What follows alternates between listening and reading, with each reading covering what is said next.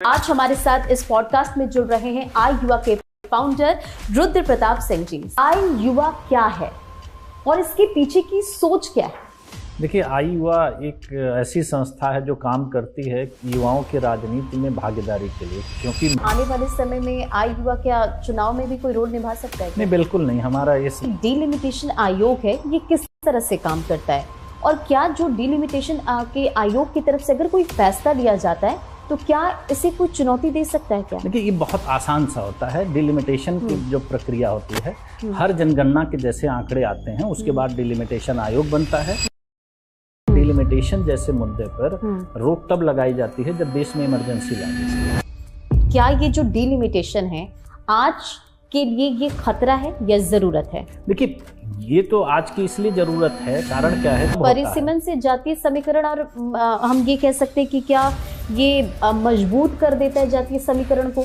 नहीं, ये जातिगत समीकरण खत्म हो जाएंगे। ये सवाल है मेरा आपसे, मैंने क्या कहा कि जब हमारे देश के संविधान किस लोगों ने बनाया? परिसीमन से क्या विकास प्रभावित हो सकता है क्या? देखिए, परिसीमन से विकास, डिलिमिटेशन से क्या राजनीतिक दलों की ताकत बढ़ेगी? देखिए, सबकी ताकत बढ़ेगी, संख्या बढ़ेगी तो ताकत बढ़ेगी। आप आई युवा के फाउंडर हैं, युवाओं के लिए बात करते हैं, युवाओं को लेकर काम करते हैं। क्या लगती है युवाओं को लेकर, राजनीति को लेकर, राजनीति के प्रति उनकी सोच? देखिए, वो बनाया गया है। आने वाले वक्त में भारत की जो राजनीति है, वो जो भविष्य है वो युवा तय करेंगे या सिस्टम? देखिए, अगर परिसीमन हुआ तो इस देश का भविष्य युवा तय करेगा, और परिसीमन नहीं हुआ तो अगर कोई महिला प्रधानमंत्री बनती है तो देश की राजनीति को आप कैसे देखते हैं? अगर एक महिला प्रधानमंत्री के तौर पर अगर होती है। नमस्कार, मैं हूं आपके साथ रंजना और आप देख रहे हैं हमारा ये खास पॉडकास्ट। और आज इस पॉडकास्ट में हम बात करेंगे एक ऐसे मुद्दे की जो आने वाले समय में भारत की राजनीति का नक्शा बदल सकता है। परिसीमन यानी कि डिलिमिटेशन। सीधे शब्दों में कहें तो परिसीमन ये खेल है जनसंख्या का, ये खेल है प्रतिनिधित्व के संतुलन का और सीमाओं का। और इसी पर बातचीत करने के लिए आज हमारे साथ इस पॉडकास्ट में जुड़ रहे हैं आई युवा के फाउंडर रुद्र प्रताप सिंह जी। सबसे पहले रुद्र प्रताप सिंह जी, आपका बहुत बहुत स्वागत है इस पॉडकास्ट में। और आप हमें ये पहले बताएं कि आई युवा क्या है और इसके पीछे की सोच क्या है? देखिए, आई युवा एक ऐसी संस्था है जो काम करती है युवाओं के राजनीति में भागीदारी के लिए, क्योंकि मेरा ये मानना है कि जब तक राजनीति में युवा नहीं आएगा, उसका प्रतिनिधित्व नहीं बढ़ेगा, तब तक देश बेहतर नहीं बन सकता। कारण क्या है कि इस देश की अधिकांश आबादी युवा है। हम बात करते हैं कि युवाओं के हाथ में देश का भविष्य है, लेकिन जब बात होती है राजनीति की तो कहीं ना कहीं वहाँ बड़ा वो अछूता सा महसूस करता है, उसका इस्तेमाल किया जाता है, लेकिन उसको मुख्य धारा में नहीं लाया जाता है। तो मेरी संस्था सिर्फ युवाओं के राजनीति में भागीदारी को लेकर के काम कर रही है और काफ़ी लंबे समय से काम कर रही है। और उसी दिशा में जो डिलिमिटेशन की बात हो रही है, तो डिलिमिटेशन पे भी इसी दिशा में इसीलिए प्रयास किया जा रहा है, क्योंकि डिलिमिटेशन की जो अवधि है वो अप्रैल 2026 में समाप्त हो रही है। तो अब हमारी संस्था या हमारा ये मानना है कि इसको अब नहीं बढ़ाया जाए। कारण क्या है कि पिछले 50 सालों से इस पर रोक लगाई गई है और बड़े लंबे समय ये हो गया। बिल्कुल, डिलिमिटेशन पर हम आगे भी विस्तार से बातचीत करेंगे, लेकिन सबसे पहले कुछ सवाल है आई युवा को लेकर। आई युवा देश के युवाओं को जोड़ने के लिए ग्राउंड लेवल पर किस तरह से काम कर रहा है? देखिए, हम लोग उनको उस तरीके से प्रशिक्षित करते हैं, उनको इस तरह से जानकारी देते हैं कि देश की राजनीति का क्या महत्व है किसी युवा के जीवन में। क्योंकि आप अधिकांश तौर पर देखेंगे तो राजनीति को एक अलग नज़रिए से देखा जाता है। लोगों को राजनीति बड़ी गलत दिखाई देती है, या लोगों के मन में ये होता है कि मेरा कोई इंटरेस्ट नहीं है, जबकि देश राजनीति से ही चलता है, सारे विचार वहीं से बनते हैं। देश का संविधान तो एक तो देश के जो नैरेटिव सेट किया गया है कि राजनीति गंदी होती है, राजनीति में कोई स्कोप नहीं है, इससे हम लोग युवाओं को अवेयर कराते हैं और उनको प्रेरित करते हैं कि आप मुख्य धारा में आइए और चुनावी राजनीति का हिस्सा बनिए। जरा ये भी आप समझाएं कि क्या जो आई युवा है वो महिलाओं को राजनीति की मुख्य धारा से जोड़ने के लिए क्या कुछ कर रहा है? देखिए, युवा में सब लोग आ जाते हैं। युवा में महिलाएं भी आती हैं, पुरुष भी आते हैं, क्योंकि युवा जो है एक शब्द है, उसमें जेंडर में नहीं होता है। युवा का मतलब सारे लोग एक सिमिलर होते हैं, मेल फीमेल सब उसमें शामिल हो जाते हैं। तो वो दोनों के लिए हम लोग काम करते हैं, और खास करके देश की राजनीति में महिलाओं के लिए तो और भी ज़्यादा आने की ज़रूरत है। कारण क्या है, उनका तो प्रतिनिधित्व और भी कम हो गया है। तो हमें लगता है कि महिलाओं की उपस्थिति और ज़्यादा होनी चाहिए भारत की राजनीति के लिए। तो ये जरा आप हमें ये भी बताएं कि क्या आने वाले समय में युवा क्या चुनाव में भी कोई रोल निभा सकता है क्या? नहीं, बिल्कुल नहीं। हमारा इस बारे में कोई उद्देश्य नहीं, हमारा पार्टी को लेकर के कोई सिद्धांत नहीं है। मेरा मानना है कि हम राष्ट्र की बात करते हैं, और राष्ट्र मतलब कोई पार्टी में नहीं बंटा होता है। राष्ट्र को बांटने के लिए टुकड़ों की जरूरत नहीं होती है। राष्ट्र के लिए सबकी जिम्मेदारी है। हर एक व्यक्ति इस राष्ट्र के लिए उतनी ही जिम्मेदारी निभाना चाहिए जितना सत्ता में बैठे, शीर्ष पे बैठे लोग हैं। क्योंकि पार्टी जो होती है लोगों को बांटती है, और कोई भी पार्टी ऐसी नहीं है कि जिसमें सब लोग अच्छे हैं, और कोई भी पार्टी ऐसी नहीं है जिसमें सब लोग खराब हैं। तो मेरा ये मानना नहीं है कि आप एक नई पार्टी की बात करें, एक नई विचारधारा की बात करें। जो विचारधारा है उसको ही बेहतर बनाया जाए, क्योंकि भारत का संविधान जब बनाया गया था, देश संविधान से चलता है, किसी पार्टी की सोच और किसी पार्टी की विचारधारा से नहीं चलता। वो संविधान सही तरीके से काम करे, यही तो बातें सारी पार्टियां करती हैं। तो उसमें जो लोग रहें वो अच्छे तरीके से उसका पालन करें, तो इसके सिवा और जरूरत क्या होती है? क्योंकि जब हम अपने जनप्रतिनिधियों का चुनाव करते हैं तो पार्टी के सदस्य नहीं होते हैं। अगर हम लोकसभा के लिए लोगों को चुनते हैं तो लोकसभा के सदस्य कहे जाते हैं, किसी पार्टी के सदस्य नहीं होते हैं।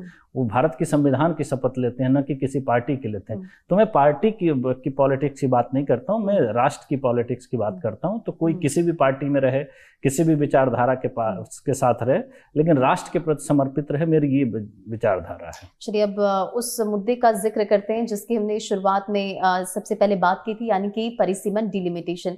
तो आप हमारे दर्शकों को बताएं कि डिलिमिटेशन आखिर होता क्या है, इसे आसान भाषा में हम इसे कैसे समझें? देखिए, डिलिमिटेशन एक प्रणाली है जो ये तय करती है कि हमारे जनप्रतिनिधियों की संख्या क्या होगी, और ये संवैधानिक है।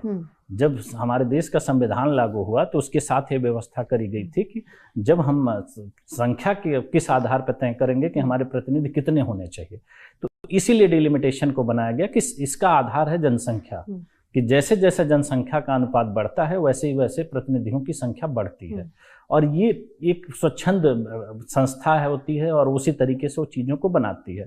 और अपने देश में लगातार 3 बार डिलिमिटेशन हुए, देश की आज़ादी के बाद 52 में, फिर 62 में, फिर 72 में परिसीमन हुए, और उसके बाद 76 में इसको रोक लगाई गई। तो ये एक प्रणाली है जो ये बताती है कि लोकतंत्र में जैसे हमको वोट देने का अधिकार है, हम वोटर कैसे बनते हैं, वो एक संवैधानिक प्रणाली है कि उसी के आधार पर वो आप वोटर बनते हैं। उसी तरह से सांसदों की संख्या या विधायकों की संख्या कितनी होगी, ये भी एक एक लोकतांत्रिक प्रणाली है, उसी के आधार पर बनते हैं। लेकिन इसको 50 सालों से रोक दिया गया है। जो प्रणाली हमारे संसद संविधान में है उसी प्रणाली को रोक दिया गया है, जिससे लोकतंत्र की जो व्यवस्था है वो डगमगा रही है। कारण क्या है कि अगर आप वोटर के अधिकारों को छीन लेंगे या संख्या जो होनी चाहिए अगर उसी को रोक देंगे तो लोकतांत्रिक व्यवस्था कहीं न कहीं डगमगाती है। वो स्थिति हमारे देश में पिछले 50 सालों से बनी है और वो अप्रैल 2026 में खत्म होने वाली है।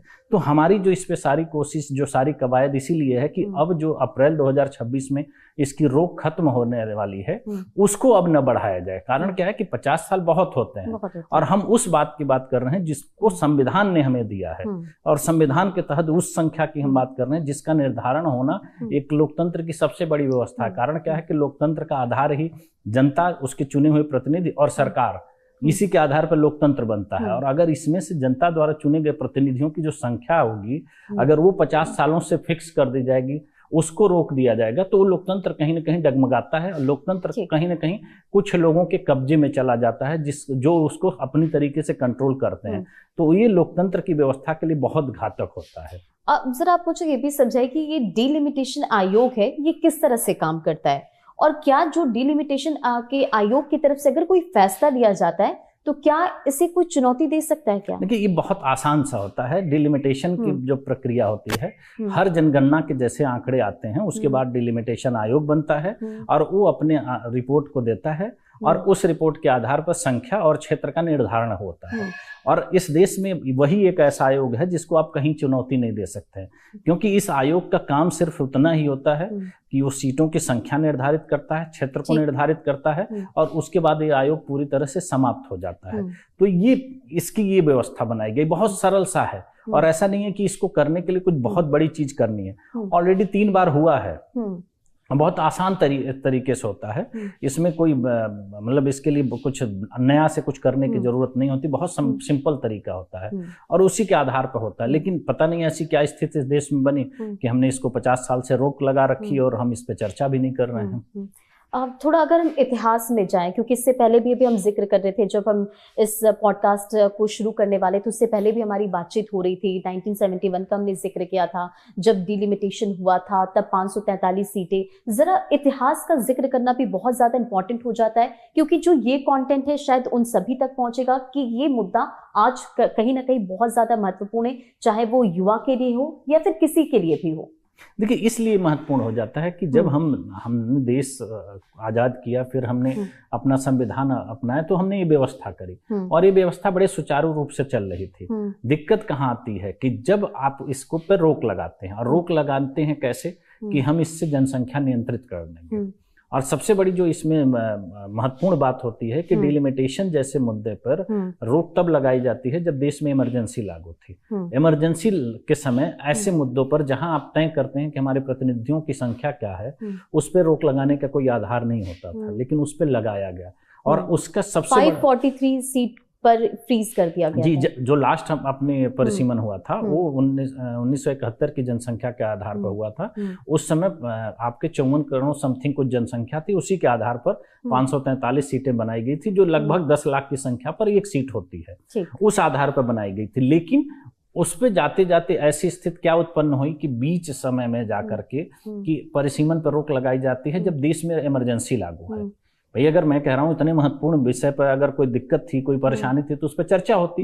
इस देश का संविधान यही कहता है कि अगर कोई भी मुद्दा हो तो उस पर चर्चा होती है, चर्चा के बाद उस पर निर्णय लिया जाता है। इमरजेंसी के दौरान परिसीमन पर रोक लगाने की क्या जरूरत आन पड़ी थी? दूसरी सबसे बड़ी चीज है कि जो तर्क दिया गया कि परिसीमन पर रोक क्यों लगाई जाए, कि इस पे तर्क दिया गया कि जनसंख्या इससे नियंत्रित होगी, क्योंकि साउथ के राज्यों ने जनसंख्या नियंत्रित किया, उत्तर के राज्यों ने नहीं किया, तो इसका बैलेंस बिगड़ रहा है और इस आधार पर उसको रोक लगाई गई। अब आप ये बताइए कि अगर हम आज की बात करें तो ये बैलेंस और भी बड़ा हो गया है, तो आप 26 में इसको कैसे लागू करेंगे? और आपको लगता है, क्योंकि आंकड़ा शायद मुझे लगता है कि जब ये परिसीमन हुआ था 1971 में, तब उस समय का पॉपुलेशन था 63 करोड़ और 54 पॉइंट समथिंग था। हाँ, उसी के आधार पर 543 थे, 10 लाख की संख्या पे एक सांसद थे। और आप सोचिए, अब तो ये आंकड़ा बिल्कुल उसका डबल हो गया है, ट्रिपल हो गया है। उसके बाद 90 करोड़ लोगों की जनसंख्या बढ़ी, क्योंकि आज के वर्तमान समय में हमारे देश की जनसंख्या 145 करोड़ है। तो अगर हम उस आंकड़े के अनुसार बात करेंगे तो हमारे पास सांसदों की संख्या जो होगी वो 1450 हो जाती है। अच्छा। जो कि अभी हम 543 पे। मैं ये कह रहा हूँ कि किसी भी चीज का प्रतिनिधित्व लगातार बढ़ना चाहिए था, क्योंकि हमारा संविधान यही कह रहा था कि जब जब जनगणना होगी उसी के आधार पर किस परिसीमन होगा, उसी के आधार पर संख्याएं बढ़ाई जाएंगी। लेकिन उस पर रोकने की आवश्यकता क्या पड़ी? और अगर वो आवश्यकता पड़ी और जिस आधार पर उस पर रोक लगाया गया तो उसका अंतर तो 2026 में और बढ़ गया। बिल्कुल। तो उस आधार पर अब 2026 के परिसीमन को फिर बढ़ा दिया जाएगा। तो मेरा हमेशा जो सवाल है कि अगर देश में प्रतिनिधि ही नहीं होंगे, जो मैंने आपको बताया कि लोकतंत्र का आधार ही होता है जनता, प्रतिनिधि और सरकार, तो जब प्रतिनिधियों की संख्या ही सीमित कर दी जाएगी तो उसके लिए लोकतंत्र की आवश्यकता क्या है? भारत में आज भी राष्ट्रपति होते हैं, भारत में हर प्रदेशों में राज्यपाल होते हैं, तो लोकसभा या विधानसभाओं की आवश्यकता क्या पड़ेगी? राष्ट्रपति देश नहीं चला लेते हैं। भाई, राष्ट्रपति शासन जब हमारे देश पे कहीं पे भी लगाया जाता है तो ये कहा जाता है कि लोकतंत्र की हत्या हो रही है। तो अगर हमारे जनप्रतिनिधियों की संख्या, हमारा रिप्रेजेंटेशन इस संसद में नहीं है या विधानसभाओं में नहीं है तो लोकतंत्र हुआ क्या? क्योंकि प्रशासनिक व्यवस्था तो तब भी रहेगी। अगर राज्यपाल चलाएं या मुख्यमंत्री चलाएं बात तो बराबर हो जाती है, अगर हमारे प्रतिनिधि वहां नहीं बैठ रहे हैं। क्योंकि प्रतिनिधि का मतलब होता है वो हमारे बीच से जाते हैं, हमारी आवाज उठाते हैं, यही लोकतंत्र है। और वही जो है उसको आप 50 साल से रोक दिए हैं और हम सबसे बड़े लोकतंत्र होने का दावा करना है, तो ये कहां तक सही है? उसका आधार होना चाहिए ना, आप उस पर चर्चा करिए। मैं कह तो रहा हूं कि अगर इस देश की राजनीति इतनी ईमानदार है तो परिसीमन पर रोक क्यों लगाई गई, उसके संसद का एक सत्र बुला करके उस पर चर्चा कर ले। इस देश का पूरा तो जरा आप ये भी समझाइए, हम चर्चा तो कर ही रहे कि क्या ये जो डिलिमिटेशन है आज के लिए ये खतरा है या जरूरत है? देखिए, ये तो आज की इसलिए जरूरत है, कारण क्या है कि अगर डिलिमिटेशन नहीं होता है तो देश का लोकतंत्र, जो हम बार बार जिस पे बार बार चर्चा हो रही है कि कुछ लोगों के हाथ में आ गया है, कुछ लोगों के हाथों की कठपुतली बन गया, वो इसी आधार पर किया गया। क्योंकि इस पे रोक ऐसे नहीं लगाई गई थी, इस पे लगी जो रोक थी वो एक साजिश के तहत लगाई गई थी। कारण क्या है कि आप व्यवस्था को अपने कंट्रोल में लेना चाहते हैं। संख्या नहीं बढ़ेगी तो आप उन लोगों के हिसाब से समीकरण बना लेंगे जो लोग वहां पहले से मौजूद हैं। अब आप देखेंगे कि परिवारवाद कैसे बढ़ा। जैसे आपने परिसीमन पर रोक लगाई, संख्या फिक्स हो गई, उसके बाद परिवार दर परिवार देश की राजनीति में परिवारवाद की राजनीति हो गई, संख्याएं फिक्स कर दी गई, उसके बाद आपने राजनीतिक समीकरण बना दिए, जातियों के समीकरण बना लिए। जातिगत राजनीति का जन्म कब होता है? परिसीमन से जातीय समीकरण, और हम ये कह सकते हैं कि क्या ये मजबूत कर देता है जातीय समीकरण को?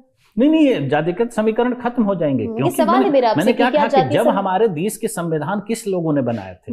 बहुत बुद्धिजीवी लोगों ने बनाया था। उन्होंने परिसीमन की व्यवस्था इसीलिए की थी कि आप आंकड़ों को के साथ मत खेलिए, आप आंकड़ों के साथ नहीं खेल सकते। परिसीमन यही तो चीज करता है, सीटों की संख्या बढ़ती है और क्षेत्र बदलता है, तो आपके पास आंकड़े कैसे रहेंगे कि कौन से किस क्षेत्र में कितने लोग जाएंगे। आज आप अगर किसी चुनाव में आप जाते होंगे, आप लोग पूरे चुनाव को कवर करते हैं, तो जातिगत समीकरण के आधार पर लिस्ट बनाई जाती है कि इस क्षेत्र में इतनी जातियां हैं, लेकिन वो समीकरण जब परिसीमन लागू होता तो हर बार बदल जाते, तो आपका उस पर कंट्रोल नहीं रहता ना। आज तो पूरे देश की पिछले 50 सालों में हर सीट के जातिगत समीकरण सेम है, क्योंकि सीटें बदल नहीं रही हैं। तो जब बदलाव आएगा तो हर चुनाव में समीकरण बदलते हैं, तो जब समीकरण बदलते हैं तो आपको ज्यादा मेहनत करनी पड़ती है।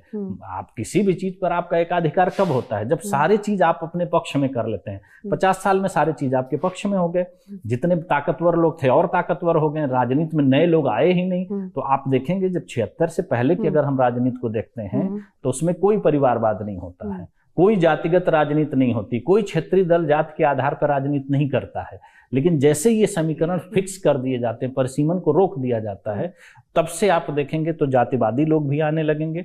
आपको देखेंगे पूरी राजनीति परिवारवाद पर आ जाती है, और राजनीति में बाहुबल की बात जब करी जाती है कि ताकतवर लोग हैं, एक एक सीट पे उनका क्षेत्र पे प्रभाव है, इसीलिए है क्योंकि सारे समीकरण जो हैं उनके पक्ष में हैं और उनको पता है कि समीकरण क्या है।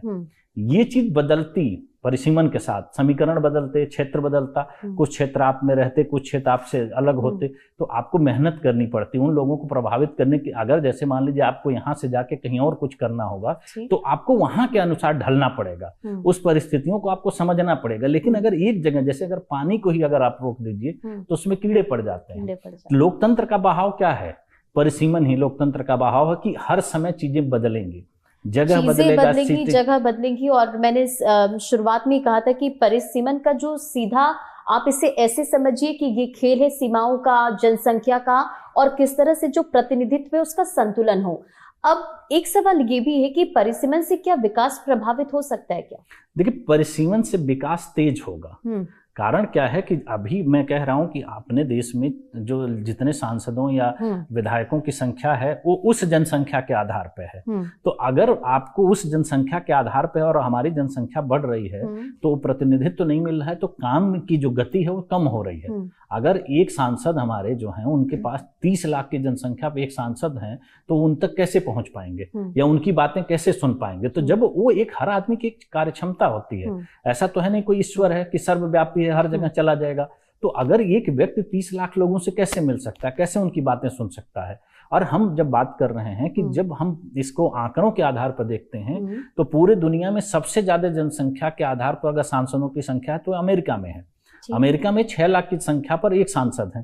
अपने यहाँ वही संख्या 30 लाख हो जाती है।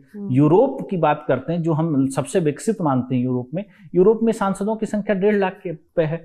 तो अगर आप तुलनात्मक दृष्टि से देखेंगे तो राजनीति कैसे काम करती है। आप अपने लोगों की बातें तो सुनने की क्षमता रखिए, उसके लिए तो व्यवस्था करी जाती है। जैसे जैसे संख्या बढ़ती है वैसे वैसे अलग तरह की व्यवस्था करी जाती है। हमारे यहाँ संख्या बढ़ी, हमारे प्रतिनिधि नहीं बढ़े, तो जब नहीं बढ़े तो विकास कैसे होगा? जनता की आवाज नहीं आ रही है ना, जो हम बार बार कह रहे हैं कि जनता के मुद्दे नहीं संसद में सुनाई दे रहे हैं, क्योंकि जनता के प्रतिनिधि नहीं है। 30 लाख लोगों की बात एक व्यक्ति कैसे सुन सकता है? और जब वो नहीं सुन सकता है तो वह यहाँ आकर के उनकी बातें, उनके पक्ष को कैसे रखेगा? अब भारत इतना बड़ा, ओवरऑल एक बैलेंस जरूरी है विकास के लिए, एक अच्छे हम कह सकते हैं कि एनवायरमेंट के लिए और लोगों के लिए। जरा आप ये भी समझाइए कि राजनीति इस परिसीमन से, यानी कि डिलिमिटेशन से, क्या राजनीतिक दलों की ताकत बढ़ेगी? देखिए, सबकी ताकत बढ़ेगी, संख्या बढ़ेगी तो ताकत बढ़ेगी, उसमें कोई दिक्कत वाली बात ही नहीं है। और क्षेत्रीय पार्टी का वर्चस्व भी बढ़ेगा शायद तौर पर। उसमें कोई, मैंने क्या कहा कि राजनीति में डर वाली कोई बात ही नहीं है। यहाँ तो आपका प्रतिनिधित्व तो बढ़ रहा है। राजनीतिक दलों को तो और चाहिए, क्योंकि उनके जो जनप्रतिनिधि हैं उनकी समस्या है कि हम लोगों तक नहीं पहुंच पा रहे हैं, लोगों की बातें नहीं सुन पा रहे हैं। क्योंकि जनता को तो जवाब उन्हीं को देना पड़ेगा ना। अगर आप जनता के बीच रह करके अपने उनके काम नहीं कर पाते हैं तो फिर आपके लिए बहुत मुसीबत होती है। और इतनी बड़ी संख्या है कि वो उन तक पहुंच नहीं पा रहे हैं, उनकी भी मजबूरियां हैं। तो इस आधार पे तो सारे लोगों को फायदा होने वाला, क्योंकि देखिए राजनीति आप क्यों करते हैं? देश के लिए करते हैं ना भाई, ऐसा तो है नहीं कि आप व्यक्तिगत स्वार्थ के लिए करते हैं। तो अगर देश को फायदा होता है तो चाहे राजनीतिक दल हो, चाहे राजनीतिक व्यक्ति हो, या कोई पार्टी हो, या कोई संगठन, सबको फायदा होगा, क्योंकि मैन पावर की तो जरूरत आपको पड़ेगी कि नहीं। और राजनीति में सबसे ज्यादा दिक्कत आई है, और जगह आपने देखा होगा कि संख्या बढ़ाई गई है, कोई भी ऐसी जगह नहीं है जहां पर संख्या नहीं बढ़ाई गई है। और जो चीज संवैधानिक, मैंने क्या कहा कि इसको ये मांग नहीं है, बाकी जगह मांग होती है कि भाई हम, जैसे अभी बात पूरे देश में होती है कि रोजगार होना चाहिए, रोजगार देना चाहिए, और पार्टियां बड़े बड़े वादे भी करती हैं चुनाव में कि रोजगार होना चाहिए। लेकिन वो पार्टियां जब संसद में 900 के आसपास की संख्या कम है, उसको क्यों नहीं भर रही हैं? सबसे पहले शुरुआत तो वहीं से करनी चाहिए ना, क्योंकि ये तो संवैधानिक है। मैंने क्या कहा कि इसमें कोई ऐसी चीज नहीं है कि जिसकी मांग की जा रही है कि हमको ये चीज दी जाए। ये संविधान, हमने इस चीज को रोक रखा है। अगर इस देश की संसद अपने अधिकारों को नहीं ले पा रही है तो जनता के अधिकारों को कैसे दे पाएगी? और दूसरी चीज, जब हम बात कर रहे हैं कि रोजगार को या किसी भी चीज के विकास की बात कर रहे हैं, तो उसका पैमाना क्या है? उसका पैमाना सबसे पहले आपको अपने ऊपर लागू करके शुरू करना पड़ेगा। अगर आप अपने ऊपर नहीं लागू करेंगे, अब आप देखिए कितनी हास्यास्पद चीज है कि जब देश की राजनीति में हम बात करते हैं युवाओं की, आजकल बात होती है दलित राजनीति की, आजकल बात होती है महिलाओं की। अब परिसीमन से इन तीनों लोगों को कितना बड़ा नुकसान हुआ मैं आपको बता रहा हूँ। जब नारी शक्ति वंदन योजना, मैं तीनों लोगों की बात कर रहा हूँ, जिस तीन लोगों के ऊपर इस देश की राजनीति टिकी हुई है, जिसकी हर लोग बात करते हैं, क्योंकि इस देश में सबसे ज्यादा संख्या युवाओं की है, महिलाओं की है और दलित समाज की है। इन तीनों लोगों को इस जो परिसीमन पर रोक लगाने का नुकसान सीधा पड़ता है, कोई इनडायरेक्ट नहीं पड़ता है। जब देश आजाद होता है और जब देश में चुनाव होते हैं, तो 3 चुनाव तक देश में युवाओं का जो प्रतिशत था राजनीति में, जीते हुए प्रतिनिधि की मैं बात कर रहा हूँ, वो 30% था। अच्छा। जो आज घट करके 10% रह गया है। और वो 10% कौन लोग हैं? सिर्फ परिवार विशेष के लोग हैं जो राजनीतिक दलों के किसी परिवार से आते हैं, और युवा कहे जाते हैं क्योंकि एज के हिसाब से हम काउंट कर रहे हैं। वो सामान्य परिवारों से नहीं आते हैं। तो इसका मतलब आप मान लीजिए कि राजनीति से युवा गायब हो गया। दूसरी चीज, केवल रिजर्वेशन प्राप्त होता है SC ST को देश की राजनीति में। 1972 में जब की बात है, परिसीमन के बाद उनकी सीटें 131 रिजर्व थी। ठीक। आज भी उनकी सीटें 131 रिजर्व हैं। अगर ये परिसीमन होता तो SC ST की सीटें आज इस देश में लगभग 400 होती। तो हम बात तो दलित राजनीति की करते हैं, लेकिन अधिकार किसका मारा जाए? क्योंकि मैं कह रहा हूं कि सीटें बढ़ती, कौन जीतता कौन हारता, अलग बात है। महिलाओं का भी जिक्र किया, तो नारी शक्ति वंदन योजना, इसके रुकने के पीछे की वजह भी यही है। नहीं, अभी तो देखिए मैंने क्या कहा, इस देश में राजनीति कैसे की जाती है? राजनीति इस देश में इसी तरह से की जाती है कि हम अपने लोगों के साथ राजनीति करते हैं। हम राजनीति का उद्देश्य अपने लोगों के साथ नहीं करना है। आप बाहरी लोगों के साथ करिए ना, पूरा विश्व पड़ा है, उनके साथ आप राजनीतिक मंचों पे करिए। अपने लोगों के साथ, और खास करके उसकी बात जब करी जा रही है जो आधी आबादी, जिसमें बार बार ये बात होती है कि इनका शोषण सदियों से किया जा रहा है। हम एक अधिनियम पास करते हैं, देश की आजादी के 75 साल बाद हमने महिलाओं के अधिकार की बात करी और 33% महिला रिजर्वेशन बिल पास किया। लेकिन उसमें हमने एक शर्त लगा दी कि महिला आरक्षण बिल तभी लागू होगा जब परिसीमन होगा। और अगर परिसीमन नहीं हुआ तो मैंने कहा कि अगर महिला आरक्षण बिल को लेकर के हम इतने सीरियस थे और हम चाहते थे महिलाओं को उनका अधिकार मिले, तो हमको ये शर्त लगाने की जरूरत क्या थी? हम उसी समय लागू कर देते, 23 में लागू करते, 24 का लोकसभा चुनाव उसी के साथ हो जाता।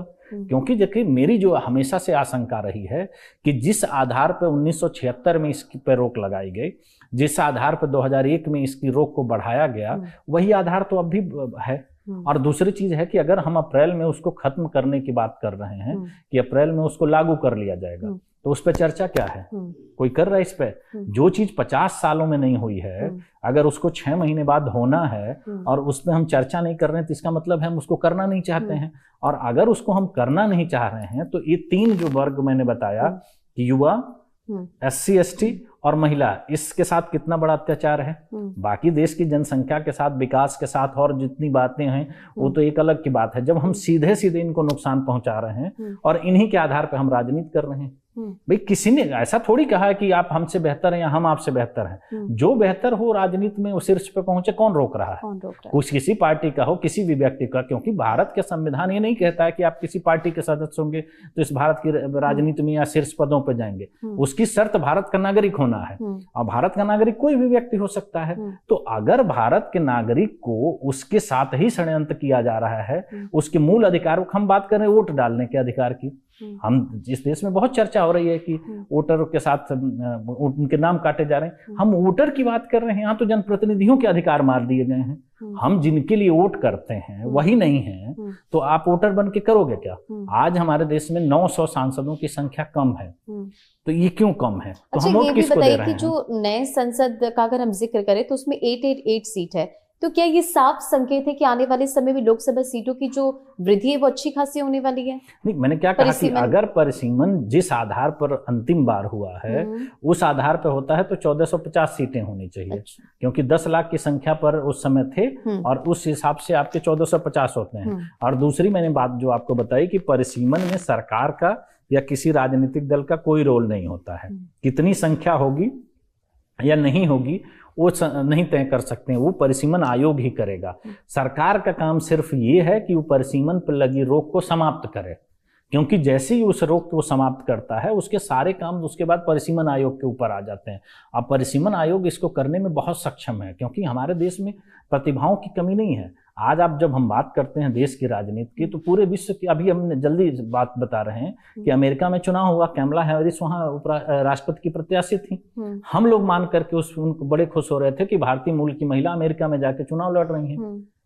आपके देश में कोई ऐसी महिला है जो प्रधानमंत्री बनने वाली है जिसपे हम खुश हो सकें? भाई 43 साल की उम्र में ऋषि सुनक जाकर के यूके के जाकर के प्रधानमंत्री बन सकते हैं। इस पे आपसे यही पूछ रहे थे कि अगर कोई महिला प्रधानमंत्री बनती है तो देश की राजनीति को आप कैसे देखते हैं? उससे एक मनोबल मिलता है, जो जैसे अभी हम बार बार बातें कह रहे हैं कि महिलाओं का शोषण हो रहा है, हर तरह की समस्याओं पे हम बात करते हैं।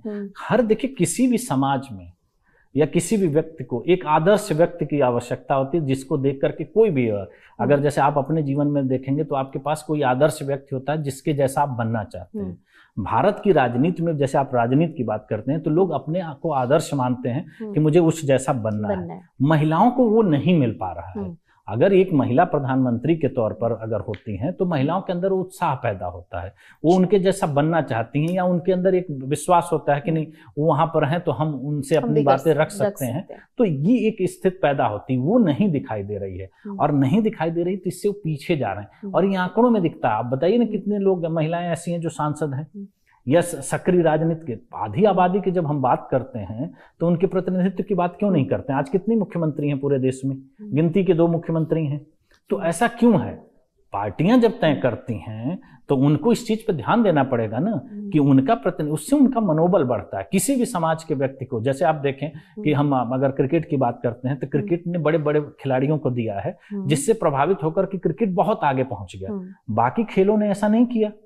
जब उनके पास कोई ऐसा व्यक्ति, एक चेहरा नहीं होगा जिसको देख के लोग प्रभावित होंगे, तो और बाकी खेलों की स्थिति क्या बनी? तो इसी तरह से भारत की राजनीति में जब हम उस तरह के लोग नहीं दे पा रहे हैं, एक स्वच्छ छवि के लोग नहीं दे पा रहे हैं, एक कुछ ऐसे युवा नहीं दे पा रहे हैं जिससे देख करके युवा प्रभावित। मैंने क्या कहा, ऋषि सुनक 43 साल की उम्र में यूएस के जाकर के प्रधानमंत्री बन सकते हैं, लेकिन क्या भारत में आप 43 साल के प्रधानमंत्री की उम्मीद कर सकते हैं? भाई राजीव गांधी जी 40 साल की उम्र में प्रधानमंत्री बने थे और उनका सिर्फ आधार यह था कि इंदिरा गांधी जी के लड़के थे। इसके सिवा आपको ऐसी उम्मीद लग रही है? आप इतनी करीब से देश की राजनीति देख रहे हैं, किसी के अंदर इतनी काबिलियत या ऐसी स्थिति है जो बनने की स्थिति में है? कि आप आई युवा के फाउंडर हैं, युवाओं के लिए बात करते हैं, युवाओं को लेकर काम करते हैं, क्या लगती है युवाओं को लेकर, राजनीति को लेकर, राजनीति के प्रति उनकी सोच? देखिए वो बनाया गया, मैंने क्या कहा, एक लंबे समय से युवा क्या सोचते हैं आज की राजनीति? मैंने आज ही की बात मैंने कहा कि पूरी चीजों को जब समझा जाएगा तो इसके इतिहास में जाना पड़ेगा। अच्छा। हमने देश की राजनीति को कैसे बदला? देश की राजनीति में हम अगर आजादी से पहले जाते हैं तो आजादी की लड़ाई में युवाओं ने बहुत बढ़ चढ़ के भाग लिया, और शुरुआत के मैंने बताया ना कि 3 चुनाव में 30% युवाओं की भागीदारी थी। उसको कैसे खत्म किया गया? एक विचारधारा को, मैंने क्या कहा कि देश पार्टी से थोड़ी बनता है। आप छात्र राजनीति में पार्टियों को क्यों शामिल करते हैं? आप एक एक विंग हमने बना रखा है कि इस पार्टी की ये विंग है, इस पार्टी की। राष्ट्र की विचार, अगर मैं किसी पार्टी का सदस्य हूं तो बाकी पार्टियां तो मेरे खिलाफ हो गई, तो हम किसके खिलाफ काम कर रहे हैं? अपने देश के नागरिकों के खिलाफ कर रहे हैं ना। तो हमने पिछले 50-60 सालों में एक ऐसी व्यवस्था को जन्म दिया जिससे युवा उस तरफ देखना बंद कर दे। ये स्थिति कैसे पैदा हुई? क्योंकि आप डरते हैं। भारत की राजनीति युवाओं से डरती है। कारण क्या है कि वो कार्य क्षमता उनमें नहीं है जो उनका सामना कर सके। आज एक देश, पूरे विश्व में आपने देखा होगा कि हम आंकड़े देते हैं कि हमारे कहाँ जाकर के काम कर रहा है, पूरे विश्व में छाया हुआ है। फिर आपको क्या लगता है कि आने वाले वक्त में भारत की जो राजनीति है, वो जो भविष्य है वो युवा तय करेंगे या सिस्टम? देखिए, अगर परिसीमन हुआ तो इस देश का भविष्य युवा तय करेगा, और परिसीमन नहीं हुआ तो इस देश का भविष्य सिस्टम तय करेगा। कारण क्या है कि मैं परिसीमन की बात क्यों कर रहा हूं? आप अवसर दीजिए, आपको कुछ करने की जरूरत नहीं, आप सही व्यक्ति को मौका दे दीजिए, वो व्यक्ति अपना काम कर जाएगा। आप युवाओं को राजनीति में आने का मौका देने का ही तो तरीका से परिसीमन था कि हर बार जब सीटें बढ़ेंगी तो हर बार नए लोग आएंगे, नए लोग आएंगे। कहीं पे भी देखिए चीजें बदलती रहती हैं, लोग आते हैं जाते हैं, तभी सिस्टम काम करता है। कुछ लोग बाहर निकलते हैं। राजनीति में ये अवधारणा क्यों लाई गई? राजनीति में परिसीमन की व्यवस्था लाने का आधार ही यही था, क्योंकि राजनीति में रिटायर नहीं होता है कोई। अगर राजनीति में रिटायरमेंट आप लागू कर दीजिए, परिसीमन की जरूरत ही नहीं होगी। यहाँ आदमी मरते दम तक जब रहेगा तो नए लोग आएंगे कैसे? जब सीटें बढ़ाई जाएंगी। जनसंख्या बढ़ रहा है, सीटें बढ़ रही हैं, तो वो हर बार उतने लोग नए आएंगे, और जो नए लोग आएंगे जो उसमें से बेहतर होगा वो वहां रहेगा, जो उसमें बेहतर नहीं होगा वो बाहर चला जाएगा। यही तो व्यवस्था थी परिसीमन की।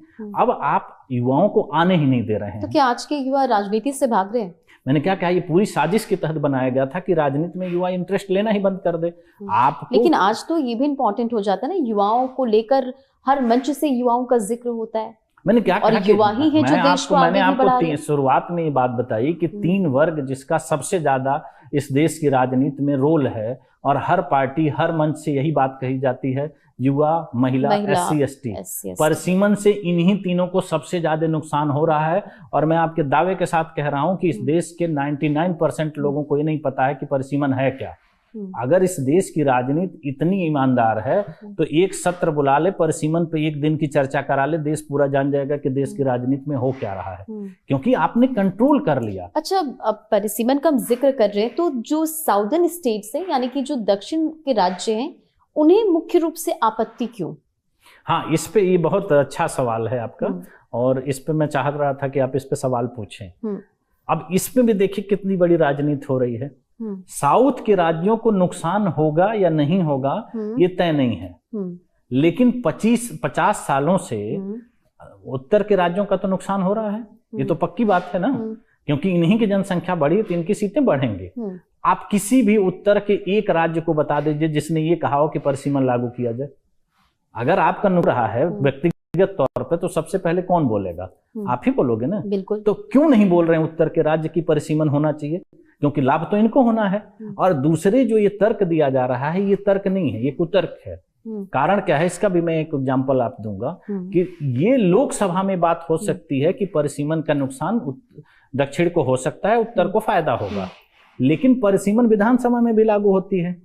तो विधानसभा में परिसीमन क्यों नहीं लागू कर रही है कोई सरकार? भाई मैं कह रहा हूं, अगर बिहार में आज चुनाव हो रहा है, बिहार में अगर परिसीमन के आधार पर सीटें निर्धारित होती तो लगभग 450-500 सीटें होती। तो बिहार में अगर परिसीमन से विधानसभा निर्धारित करी जाए तो उसमें केरल को कोई दिक्कत है या कर्नाटक को कोई दिक्कत है? नहीं है ना। तो मंशा नहीं है ना आपकी। मैंने कहा कि जो आप तर्क देना चाह रहे हैं वो तर्क आप ही के सामने फेल हो रहा है, क्योंकि आप विधानसभा में लागू कर दीजिए, क्योंकि विधानसभा में तो उत्तर दक्षिण की लड़ाई ही नहीं होगी ना। तो ये एक, मैंने क्या कहा, ये सोची समझी एक साजिश है, और इसको इस तरीके से पर्दा डाला जा रहा है। मैं कह रहा हूं इस पर चर्चा कर लेना। कोई भी राजनीतिक दल, अगर 900 सांसद इस देश में कम हैं और 8000 विधायक कम हैं, इस पे कोई राजनीतिक दल बोल रहा है? आप 4 वोटर के नाम कट जाएं, इस देश में पूरा हंगामा मचा हुआ है, सुप्रीम कोर्ट तक इस पे चर्चा कर रहा है। लेकिन जिस देश में 900 सांसदों की संख्या कम है, जो संवैधानिक है, मैं कह रहा हूं कि संविधान में के मूल में लिखा हुआ है, और विधानसभा में विधायकों की 8000 संख्या कम हो, उस जगह पर पूरा देश की राजनीति मौन है। और खास करके उत्तर भारत जो राजनीति में इतना प्रखर होता है, इतनी बड़ी बड़ी बातें करता है, वो अपने अधिकार के लिए क्यों नहीं बोल रहा है?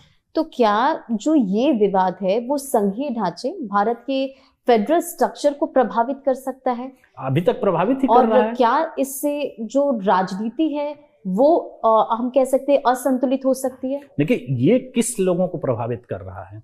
जो सत्ता पे काबिज होना चाहते हैं, जो परिवारवाद को देश की राजनीति पे थोपना चाहते हैं, उनको केवल प्रभावित करता है। संख्या बढ़ने से क्या होता है कि काबिल लोगों के हाथों में सत्ता जाएगी। आज आप एक बार बताइए कि पूरे देश की अगर राजनीति को आप गौर से देखिए तो कुछ परिवार विशेष का ही कब्जा है। चाहे वो क्षेत्रीय दलों की आप बात कर लीजिए, चाहे राष्ट्रीय पार्टियों की बात कर लीजिए, तीसरे चौथे जनरेशन का व्यक्ति अगर इस देश की राजनीति में शीर्ष पदों पर बैठा। देखिए, परिवारवाद का मतलब ये नहीं होता है कि किसी राजनीतिक व्यक्ति का लड़का राजनीति कर रहा है, लेकिन राजनीति में आकर वो शीर्ष पद पर बैठ रहा है, वो परिवारवाद होता है। क्योंकि राजतंत्र और लोकतंत्र का फर्क क्या था? भाई, राजा का लड़का राजा बनता था। ठीक, पहले भी इस देश में थी। जब हमने आजादी ली थी तो लगभग 1000 से आसपास हमारे देश में रियासतें थी। आज हमारे यहाँ 543 सांसद हैं। अगर वही रिपीट करके वो अपनी सत्ता का हस्तांतरण अपने परिवार, अपने पुत्र को दे रहे हैं, तो इसका क्या मतलब होता है? तो ये राजतंत्र हो गया ना, क्योंकि आप नए लोगों को आने नहीं दे रहे हैं, तो उनके लिए व्यवस्था खराब हो रही है। इसीलिए मैंने कहा कि जहां विधानसभाओं में संख्या बढ़ सकती थी, लोकसभा में बढ़ सकती थी, उत्तर को इतना बड़ा लाभ होने वाला है। उत्तर राजनीति में इतनी मजबूती से सक्रिय है। भाई, सबसे बड़े बड़े जितने कद्दावर नेता होते हैं उत्तर से आते हैं, लेकिन उनके मुंह से एक शब्द क्यों नहीं निकल रहा है? क्योंकि वो उसी राजनीति का हिस्सा है जो राजनीति इस पूरे व्यवस्था को बंद करके अपने हिसाब से चलाना चाह रही। इसीलिए उन्होंने चुप्पी साध रखी है। तो व्यवस्था परिवर्तन जनता के लिए बेहतर है। मैंने क्या कहा, राजनीति को इस दिशा से बनाया गया है कि जिसमें आपको लगता है कि राजनीति गलत है। एक धारणा है राजनीति में कि राजनीति बहुत गंदी होती है। तो राजनीतिक दल अपने परिवार के बच्चों को, अपने परिवार के महिलाओं को राजनीति में क्यों लाते हैं? अगर गंदी है तो सबसे पहले उनको दूरी बनानी चाहिए थी ना। लेकिन सारे राजनीतिक दलों के लोग अपने ही परिवार के साथ राजनीति क्यों कर रहे हैं? उन्हीं को राजनीति में शीर्ष पदों पर क्यों बैठा रहे हैं? तो ये एक धारणा बना दी गई। बिल्कुल धारणा बना दी गई है। और कई ऐसे सवाल जिसपे हमने बखूबी बहुत अच्छे से डिस्कस किया। लेकिन अब कुछ रैपिड राउंड भी कर लेते हैं। कुछ सवाल मैंने आपके लिए तैयार किया है और सवाल ये है कि भारत में राजनीति सर्विस है या करियर? देखिए, सर्विस, छोटे हाँ ना में जवाब आपको दोनों चीज हो सकती है। सर्विस भी हो सकती है, वैसे तो सर्विस ही होती है, लेकिन कैरियर के रूप में भी आप देख सकते हैं, क्योंकि ये भी राष्ट्र के लिए एक समर्पण की भावना है। तो इसमें आप हर लोगों को योगदान देना चाहिए। तो आज का युवा नेता बने या उद्यमी? दोनों बनना चाहिए, क्योंकि देश को आज नेताओं की बहुत सख्त जरूरत है। ठीक है। क्या डिलिमिटेशन जनगणना से ज्यादा गणतंत्र को प्रभावित करता है? गणतंत्र को ही प्रभावित करता है। और क्या नेता जनता से डरता है या जनता नेता से? डरना किसी को किसी से नहीं चाहिए, लेकिन आजकल जनता नेताओं से डरती है। लोकतंत्र बचाने के लिए क्या हमें कोई नई क्रांति चाहिए? डिलिमिटेशन लागू कर लीजिए, लोकतंत्र बच जाएगा। बहुत बहुत शुक्रिया हमारे साथ जुड़ने के लिए। और डिलिमिटेशन, परिसीमन, यानी कि जो एक बहुत महत्वपूर्ण मुद्दा है, हमने उस पर डिस्कस किया है। और आप भी इस पूरे पॉडकास्ट को अच्छे से देखिए और समझिए कि परिसीमन, आखिर ये मुद्दा महत्वपूर्ण क्या है, परिसीमन क्या है, इसका मतलब क्या है और ये जरूरी क्यों है। तो हमारे साथ जुड़ने के लिए बहुत बहुत शुक्रिया। और भारत 24 के हर प्लेटफॉर्म पर तमाम अपडेट्स आप लगातार देख रहे हैं।